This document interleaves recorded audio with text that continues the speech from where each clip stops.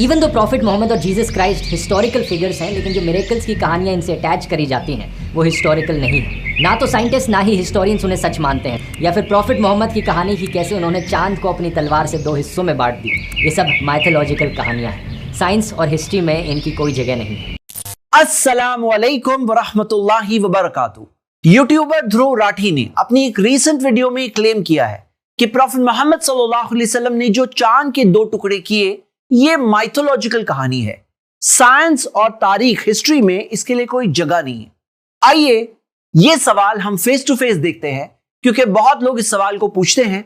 तो आइए आज इसका जवाब देखते हैं। मैं आपके सामने जवाब 6 पॉइंट्स की शक्ल में रखना चाहता हूं, 3 हिस्टोरिकल और उसके आगे के 3 साइंटिफिक, और लास्ट में मैं बहुत अहम बात आपके सामने रखने वाला हूं।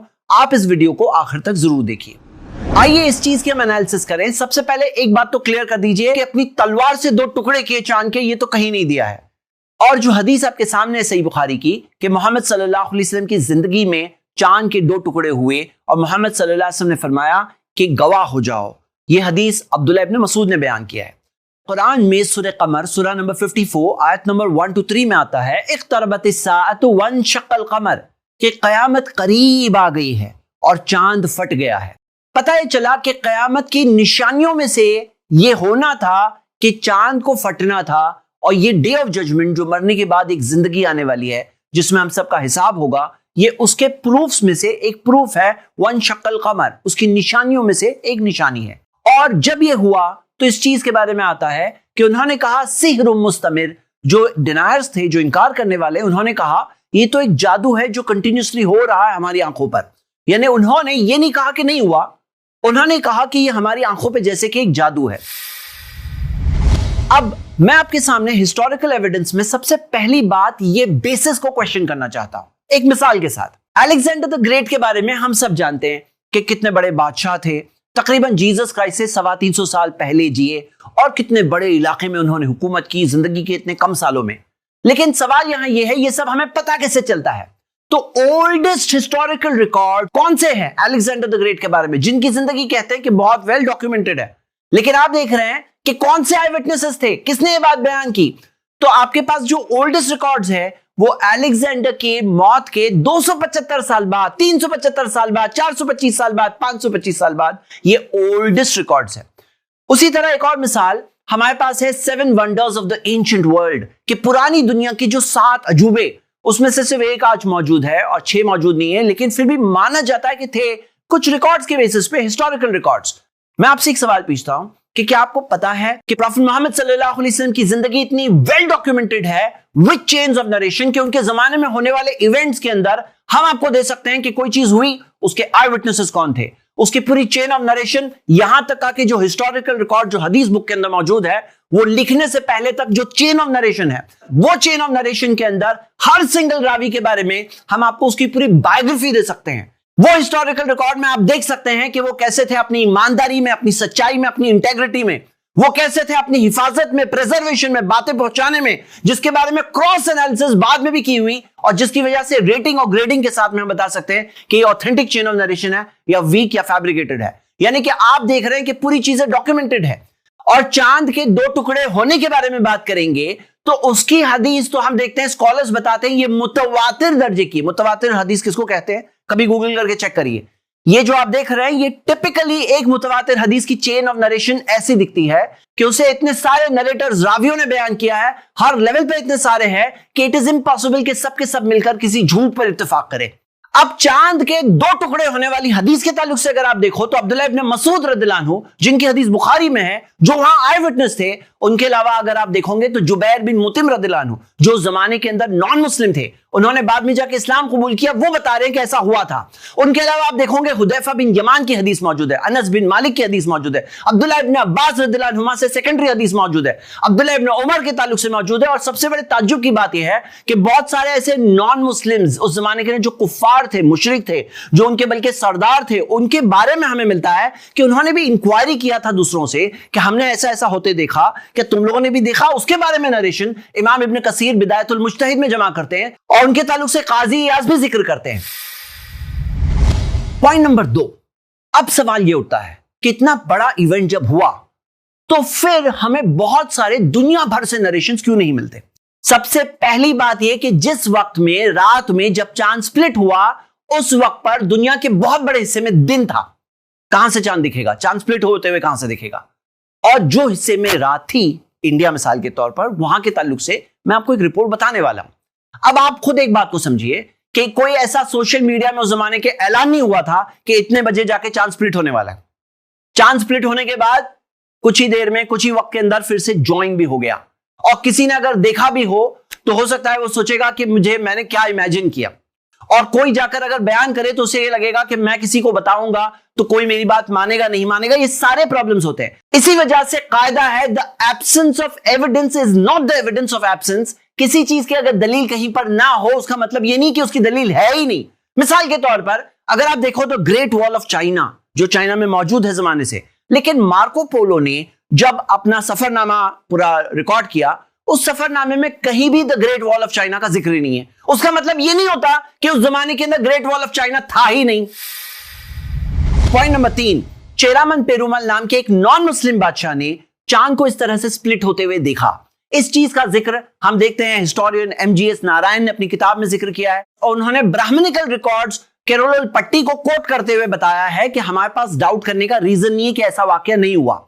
उसी तरह सेबेस्टियन नाम के एक हिस्टोरियन ने भी यह बात को जिक्र किया है, और कई सारे और हिस्टोरियंस ने भी इस बात को जिक्र किया। और केरला के अंदर ये एक बहुत फेमस स्टोरी है, बल्कि चेरामन पेरुमल की कायम की हुई मस्जिद उस जमाने की मौजूद है। उन्होंने चांद को देखा था।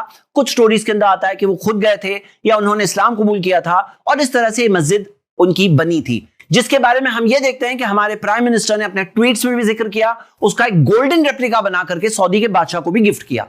तो इस तरह का आई विटनेस रिकॉर्ड हम लोगों को मिल रहा है। इस्लामिक हिस्टोरिकल रिकॉर्ड्स के अंदर भी इस तरह की मैच होने वाली चीजें मिलती है, जो इस चीज को और स्ट्रेंथ दे रही है।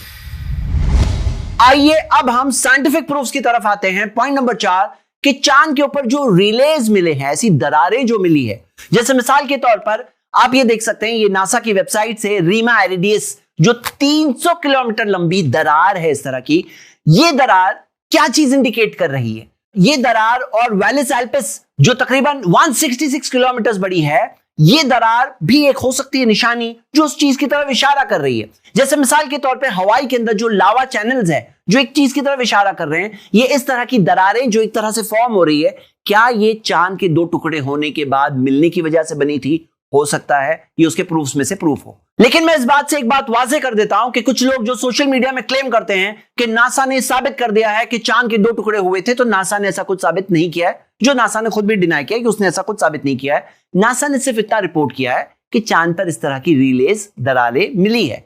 वो क्या साबित कर रही है वो आगे जाकर हम देखेंगे। अभी तो वो अननोन है कि इसकी वजह क्या थी।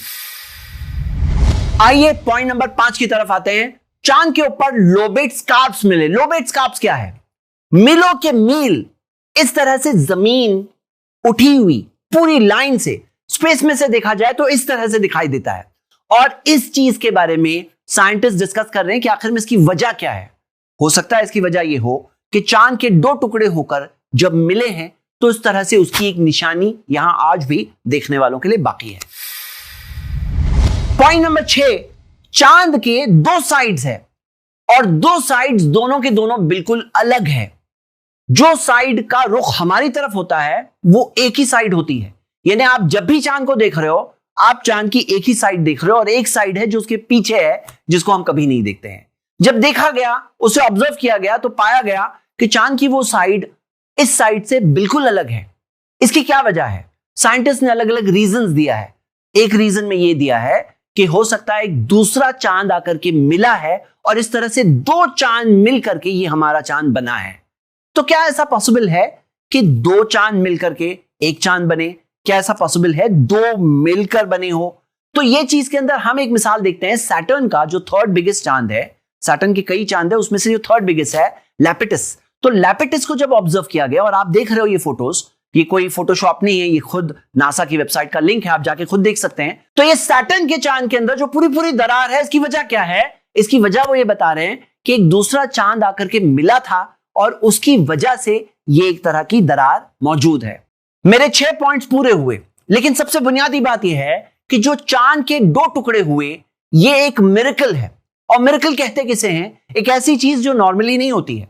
अगर आप इस बात को समझ सकते हो कि कायनात को, इस बड़ी यूनिवर्स को बनाने वाला क्रिएटर है, जिसने जमीन को बनाया, इस आसमान को बनाया, हमें बनाया, हमारे बॉडी के अंदर एक एक सिस्टम को बनाया, हमारी बॉडी की छोटी सी सेल होती है, हर लिविंग क्रीचर की जो सेल होती है उसके अंदर एक तरह की सिटी जितना सिस्टम होता है, हमारे डीएनए के अंदर मिलियंस ऑफ कैरेक्टर्स होते हैं, इंटेलिजेंट इंफॉर्मेशन होती है। अगर आप इस चीज को मानते हैं कि बनाने वाला क्रिएटर है, जो समझने के लिए इतने सारे प्रूफ्स है, तो यह बात समझना मुश्किल नहीं है कि वो क्रिएटर अपने बंदों को निशानी, कयामत के आने की निशानी के तौर पर एक ऐसी निशानी, एक साइन भेजे।